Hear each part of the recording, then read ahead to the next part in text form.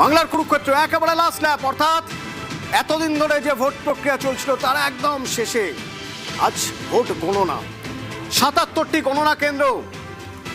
এই ৭৭টি গণনা কেন্দ্রে কড়া নজর রাখছেন মমতা বন্দ্যোপাধ্যায় কালীঘাট থেকেই।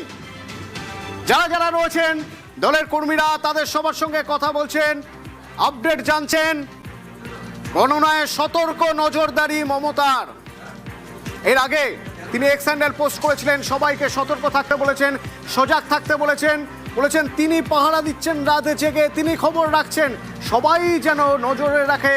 কোথাও কোনো এমন যদি হয় যেটা হওয়া উচিত নয়, যেন অভিযোগ জানানো হয় ঠিকঠাক জায়গায়।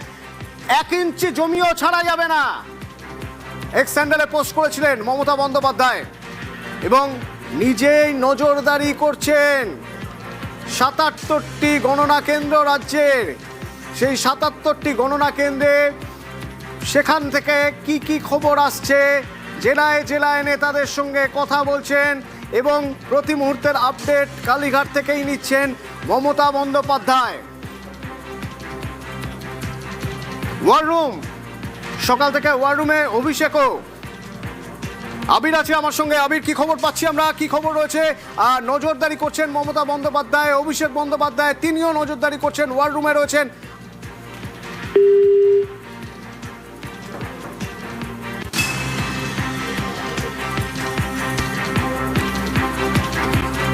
৭৭টি গণনা কেন্দ্র, কোথাও কোনো রকম কারচুপি যেন না হয়, হলে তা যেন সঙ্গে সঙ্গে নজরে আনা হয়।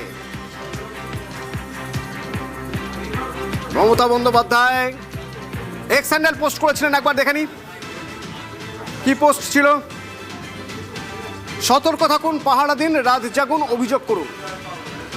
দলের কর্মীদের বলছেন, দলের কর্মীদের সোশ্যাল মিডিয়ার মাধ্যমে বার্তা ছড়িয়ে দিচ্ছেন এবং কেন তার ব্যাখ্যাও দিয়েছেন। বলছেন বিভিন্ন জায়গা থেকে খবর পাওয়া যাচ্ছে পরিকল্পিতভাবে লোডশেডিং করে দেওয়া হচ্ছে। কোন কোন জায়গা তাও বলছেন। হুগলি শ্রীরামপুর, নদিয়ার কৃষ্ণনগর, ওদিকে বর্ধমানের রাউসগ্রাম, কলকাতার ক্ষুদিরাম অনুশীলন কেন্দ্রে এরকম ঘটনার সামনে এসেছে বলে দাবি করছেন তিনি। এবং তারপর এখন যে আপডেট পাচ্ছি, তিনি কালীঘাট থেকেই ৭৭টি ভোট গণনা কেন্দ্রের প্রতি মুহূর্তের আপডেট নিচ্ছেন। আরও জানবো, আবির রয়েছে সরাসরি আমার সঙ্গে। আবির, দেখো, অন্যান্যবার নির্বাচনের ফল বেরোনোর দিন সকালবেলা কালীঘাটের যে ছবি থাকে মমতা বন্দ্যোপাধ্যায়ের বাসভবনের সামনেও আজকে সেই ছবির অন্যথা নেই। একই রকমভাবে ইতিউতি বেশ কতগুলি জায়গাতে তৃণমূল কংগ্রেসের যারা কর্মী সমর্থকরা রয়েছেন তারা রয়েছেন, বেশ কয়েকজনকে দেখতে পাওয়া গিয়েছে তাদের এখানে উপস্থিত হওয়ার জন্য। কিন্তু যেহেতু এখন ৮টার সময় গণনা শুরু হবে, তার অনেকটা আগে থেকেই মূলত হচ্ছে যারা জেলা সভাপতি রয়েছেন, বিশেষ বিশেষ কেন্দ্রের কয়েকজন প্রার্থীরা রয়েছেন এবং এবারের বিধানসভা নির্বাচনের জন্য একাধিক জায়গাতে তৃণমূল কংগ্রেসের তরফ থেকে যে সমস্ত কাউন্টিং অবজারভার যাদেরকে পাঠানো হয়েছে তাদের সাথে প্রতি মুহূর্তে কন্ট্রোল রুম থেকে তৃণমূল কংগ্রেস যে ওয়ার রুম তৈরি করেছে সেখান থেকে যোগাযোগ চালিয়ে যাচ্ছেন। যেটা জানা যাচ্ছে যে মমতা বন্দ্যোপাধ্যায়, অভিষেক বন্দ্যোপাধ্যায় উভয় তাদের সঙ্গে যোগাযোগ রেখেছেন। শেষ মুহূর্তের কি প্রস্তুতি, সমস্ত জায়গাতে কাউন্টিং এজেন্টরা পৌঁছতে পেরেছেন কিনা, স্ট্রং রুম থেকে যখন ইভিএমকে নিয়ে আসা হবে কাউন্টিং হলের টেবিল পর্যন্ত সেই জায়গাতে কারা নজরদারির দায়িত্ব রয়েছেন। এছাড়া বারবার ধরে মনে করিয়ে দেওয়া হচ্ছে যে নম্বর মেশিনে দেখানো হবে সেই নম্বর পর্যাপ্তভাবে নিজেদের কাছে যে শিট সেখানে নোট করা এবং সেটি যেন ইসিআইয়ের ওয়েবসাইটে ওঠে সেই ব্যাপারে নিশ্চিত হওয়া। এবং এছাড়া আজকে সকাল থেকেও বারবার ধরে যারা কাউন্টিং এজেন্ট রয়েছেন তাদেরকে মনে করিয়ে দেওয়া হয়েছে যতক্ষণ না পর্যন্ত কালীঘাটে মমতা বন্দ্যোপাধ্যায়ের বাসভবনের তরফ থেকে সরাসরিভাবে বলে দেওয়া হচ্ছে যে গণনা পর্বের বা প্রক্রিয়া শেষ হয়েছে, আপনারা বেরিয়ে আসতে পারেন, ততক্ষণ পর্যন্ত যেন না কেউ যে কাউন্টিং টেবিল বা তারা যেখানে রয়েছেন সেখান থেকে যেন হল থেকে তারা যেন কেউ বেরিয়ে না আসেন, সেটাও আজকে সকাল থেকে বারবার ধরে বুঝিয়ে দেওয়া হচ্ছে। গত দুদিন ধরে তৃণমূল কংগ্রেসের মধ্যে বুঝতেই পারা গিয়েছিল যে তারা কাউন্টিং নিয়ে কতটা সজাগ, কতটা সতর্ক রয়েছে, গোটা বিষয়কে তারা কিভাবে দেখার চেষ্টা করছে। এবং যেহেতু আর ৮টা বাজতে বেশ কিছুটা সময় বাকি রয়েছে, এবং একেবারে শেষ মুহূর্তে তাদেরকে যে বার্তা দেওয়ার সেটাই দিয়ে রাখা হয়েছে। তৃণমূল কংগ্রেস যথেষ্ট আশাবাদী ফলের ব্যাপারে, কিন্তু তারা গণনার ক্ষেত্রে তার থেকেও বেশি করে সতর্ক এবং সজাগ থাকছে। ধন্যবাদ আবির। এবং মমতা বন্দ্যোপাধ্যায় ভবানীপুর থেকে লড়ছেন। ভবানীপুর বলা হচ্ছে ব্যাটেল গ্রাউন্ড, এবারের ভোটের ভরকেন্দ্র। কেন না ভবানীপুরে মমতা বন্দ্যোপাধ্যায় আর ওদিকে শুভেন্দু অধিকারী তো এই ভবানীপুরের ভোট গোনা হচ্ছে শাখাওয়াত মেমোরিয়ালে। যে শাখাওয়াত মেমোরিয়ালে অভিযোগ পাল্টা অভিযোগ গত কদিন ধরে আমরা দেখেছি, এবং তাতে যেটা হয়েছে নিরাপত্তা আরও কড়াকড়ি করা হয়েছে। শাখাওয়াত মেমোরিয়ালের সামনে থেকে সরাসরি আমার সঙ্গে সোমরাজ আছে। সোমরাজ, রাজনৈতিক দলগুলো তারা যেমন সতর্ক, আমরা দেখেছি কিভাবে গণনা হবে তার ক্লাস করিয়েছে বিজেপি, গণনার সময় কি কি করতে হবে। তৃণমূল নেত্রী মমতা বন্দ্যোপাধ্যায় এখনও ৭৭টি গণনা কেন্দ্রের প্রত্যেকের সঙ্গে যোগাযোগ রাখছেন। নির্বাচন কমিশনও তো সতর্ক। এই শাখাওয়াত মেমোরিয়াল, এখানে তো ভোট গোনা হবে ভবানীপুরে, তারাও সতর্ক। তাদের সেই সতর্কতার জায়গাটা একটু দেখার চেষ্টা করব বা বোঝার চেষ্টা করব।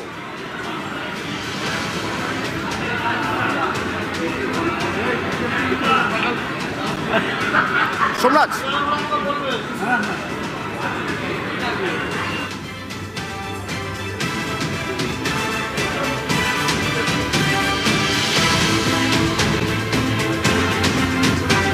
সোমরাজের সঙ্গে কথা বলবো।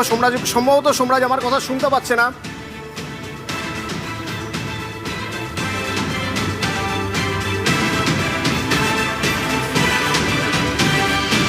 ও সোমরাজ নেতাজি ইন্ডোরের সামনে থেকে রয়েছে, নেতাজি ইন্ডোর থেকে রয়েছে। সোমরাজ, তোমার মাধ্যমে একটু আপডেট জানতে চাইবো নেতাজি ইন্ডোরে।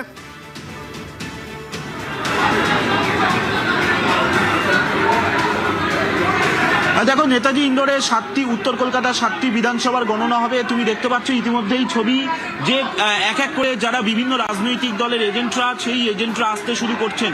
কোথাও কোথাও কলকাতা পুলিশের সঙ্গে বচসায় জড়িয়ে পড়ছেন যারা কাউন্টিং এজেন্টরা রয়েছেন, তারা কোথাও কোথাও কলকাতা পুলিশের সঙ্গে বচসায় জড়িয়ে পড়ছেন। তোমাকে এই মুহূর্তে যে ছবিটি দেখাবো সেটি হচ্ছে যে দেখতে পাচ্ছ যে দফায় দফায় কাউন্টিং এজেন্টরা বচসায় জড়িয়ে পড়ছেন, কারণ নিরাপত্তার এত বেড়া জাল এবার নেতাজি ইন্ডোর স্টেডিয়ামে যা গত কাউন্টিং এর আগের যে বিভিন্ন সময় আমরা নেতাজি ইন্ডোর স্টেডিয়ামে গণনা দেখতে পেয়েছি, সেটা তুমি দেখতে পাচ্ছ না। ওই দেখতে পাচ্ছ,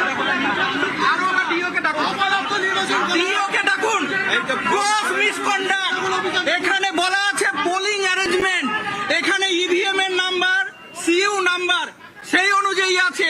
প্রত্যেকটা পোলিং স্টেশনে কি কি আছে সেটা আছে। এখানে গ্রস মিসকন্ডাক্ট হচ্ছে, সমস্ত কিছু হোয়াটসঅ্যাপ অর্ডার আসছে, কোনো অফিসিয়াল অর্ডার নেই। এই অফিসিয়াল অর্ডার না থাকলে ডিওকে আসতে হবে। ডিস্ট্রিক্ট ইলেকশন অফিসার বা কনসার্ন আরোকে এসে বলতে হবে অফিসিয়াল অর্ডার ছাড়া এইরকম মিসকন্ডাক্ট কি করে হয়। আপনাদের অভিযোগটা কি? আপনাদের অভিযোগ হচ্ছে কোনো কাগজ ছাড়া কাউকে ঢুকতে দিচ্ছে না। কাগজ ছাড়া কি করে একজন কাউন্টিং দেখতে পারে? এখানে যখন ভিভিপ্যাট আইডি লেখা আছে, সিইউ লেখা আছে, পোলিং স্টেশনের নাম্বার লেখা আছে, পিএস নাম্বার লেখা আছে, এইটা ওরা সরকারি ভাবে দিয়েছে। আপনারা কোন দলের রাজনীতি? আমি এসইউসিআই কমিউনিস্ট দলের রাজনীতি দলের আমি ইলেকশন এজেন্ট, এন্টালি অ্যাসেম্বলি কনস্টিটিউয়েন্সির। আরো আসুক এখানে পার ডিস্ট্রিক্ট ইলেকশন অফিসার আসুক। তুমি দেখতেই পাচ্ছ অতনু বারবার, তুমি দেখতে পাচ্ছ অতনু বারবার এইভাবেই বচসা চলছে। কিছুক্ষণ আগেই শশী পাজা তিনি বচসায় জড়িয়েছিলেন, তার কারণ তার যেটা অভিযোগ ছিল যে 17C ফর্ম নিয়ে তাকে ভেতরে ঢুকতে দেওয়া হচ্ছে না। অর্থাৎ আমরা দেখতে পাচ্ছি বিভিন্ন সময় নেতাজি ইন্ডোর স্টেডিয়ামের সামনে এইভাবেই বিক্ষোভ করছেন, উত্তেজনার পরিস্থিতি তৈরি হচ্ছে বিভিন্ন রাজনৈতিক দলে কাউন্টিং এজেন্টদের তরফে। তার কারণ তাদের তরফে বারবার অভিযোগ করা হচ্ছে যে 17C ফর্ম নিয়ে তাদের যেতে দেওয়া হচ্ছে না, ভেতরে ঢুকতে দেওয়া হচ্ছে না। এবং তুমি দেখলে কিছুক্ষণ আগে আরো এক রাজনৈতিক দলের যারা কাউন্টিং এজেন্ট তারা অভিযোগ করলেন যে তাদের ট্যাবুলেশন শিট ভেতরে নিয়ে যেতে দেওয়া হচ্ছে না। অর্থাৎ এইভাবেই দফায় দফায় বিক্ষোভ, অর্থাৎ কোথাও একটা সমন্বয়ের অভাব তৈরি হচ্ছে নির্বাচন কমিশনের সাথে কেন্দ্রীয় বাহিনী। তুমি দেখতে পাচ্ছ এই যে দ্বিতীয় কর্ডন, প্রথম কর্ডনে রয়েছে কলকাতা পুলিশ, দ্বিতীয় কর্ডনে রয়েছে কেন্দ্রীয় বাহিনী, এবং এই যে দ্বিতীয় কর্ডন রয়েছে কেন্দ্রীয় বাহিনী এবং এরপরে আরো একটি কর্ডন রয়েছে সেখানেও কেন্দ্রীয় বাহিনী। অর্থাৎ কোথাও একটা সমন্বয়ের অভাব তৈরি হচ্ছে। তুমি দেখতে পাচ্ছ এই যে তৃতীয় কর্ডন, এরপরেই হচ্ছে ইভিএম এর গণনার জায়গা। এই যে তৃতীয় কর্ডন রয়েছে, এই তৃতীয় কর্ডনেও রয়েছে কেন্দ্রীয় বাহিনী। অর্থাৎ কোথাও একটা সমন্বয়ের অভাব তৈরি হয়েছে বলেই মনে করা হচ্ছে। সেই কারণে কেউ কাগজ নিয়ে, অর্থাৎ এই যে ইভিএম এর যে গণনা হবে তারা তো কাগজে নথিবদ্ধ করবেন, এবং এখানেই যেটা অভিযোগ উঠে আসছে বারবার যে কাগজ নিয়ে যেতে দেওয়া হচ্ছে না, কাগজ নিয়ে যেতে দেওয়া হচ্ছে না, অভিযোগ করছেন বিভিন্ন রাজনৈতিক দলের কর্মীরা।